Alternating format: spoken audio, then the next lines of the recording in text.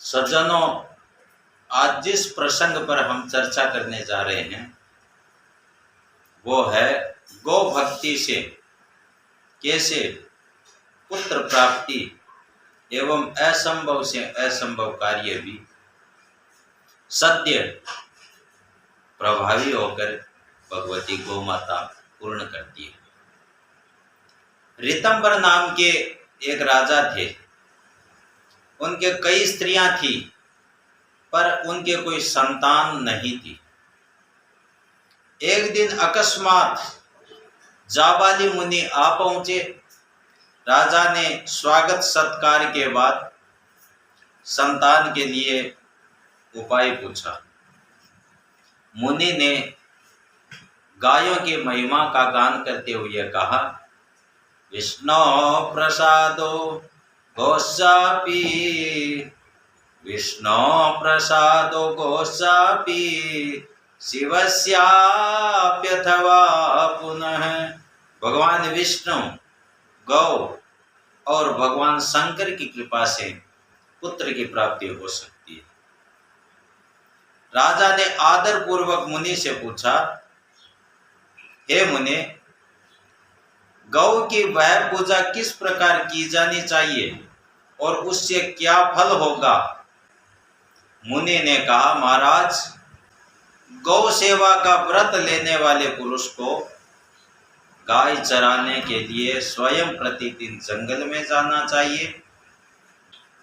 गाय को जौ खिलाकर उसके गोबर में जितने जौ निकले उनको चुन कर संग्रह करना चाहिए और पुत्र की इच्छा करने वाले पुरुष को वही जौ खाने चाहिए। जब गौ जल पी चुके तभी उसको भी पवित्र जल पीना चाहिए। गौ जब ऊंची जगह पर रहे तब उसको नीची जगह में रहना चाहिए। निरंतर गौ के शरीर से मच्छर और डांसों को हटाना चाहिए और उसके खाने के लिए अपने हाथों से घास लाना चाहिए।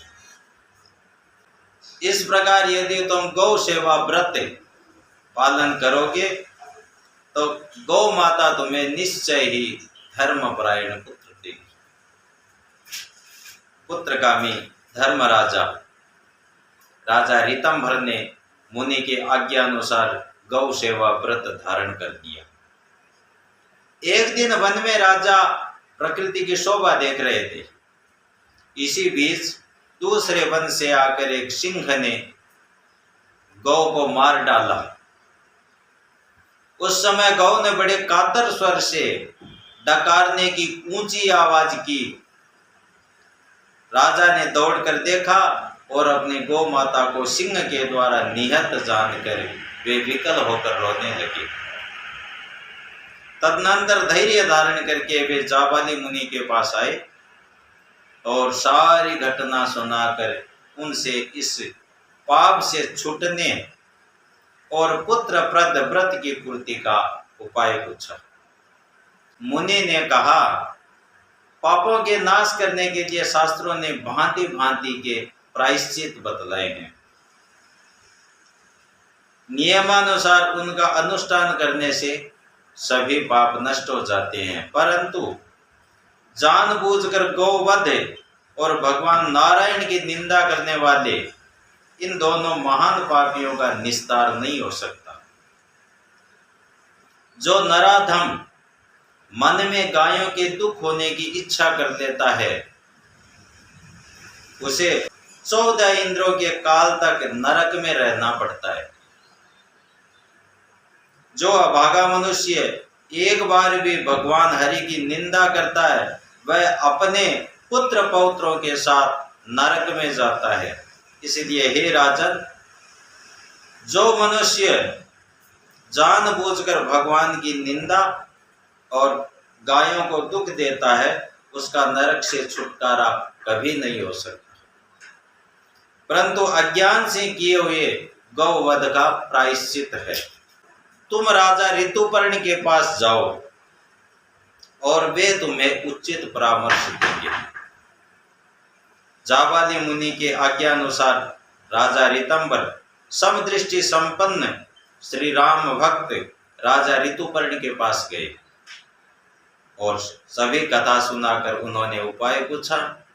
प्रतापवान धर्मविद बुद्धिमान ऋतुपर्ण ने हंसते हुए कहा, महाराज, कहाँ शास्त्रवेता मुनि और कहाँ मैं? आप उन्हें छोड़कर मुझे पंडिताभिमानी मूर्ख के पास क्यों आए हो? परंतु यदि मेरे ही प्रति आपकी श्रद्धा है तो मैं निवेदन करता हूं कि आप आदर पूर्वक सुनिए। भज श्री रघुनाथम त्वं कर्मणा मनसा गिरा नैष्कापट्येन लोकेशं तोषयस्व महामते संतुष्टो दास्यते सर्वं तवरीस्थं मनोरथम् अज्ञानकृत गोहत्या पापनाशं करिष्यति। महामते, अब आप कपट छोड़कर तन मन वचन से सर्वलोकेश्वर भगवान श्री राम का भजन कीजिए और उनको संतुष्ट करने में लगिए। वे आपके हृदय की समस्त कामनाओं को पूर्ण कर देंगे और आपके इस अज्ञानकृत को हत्या पाप को भी नष्ट कर देंगे।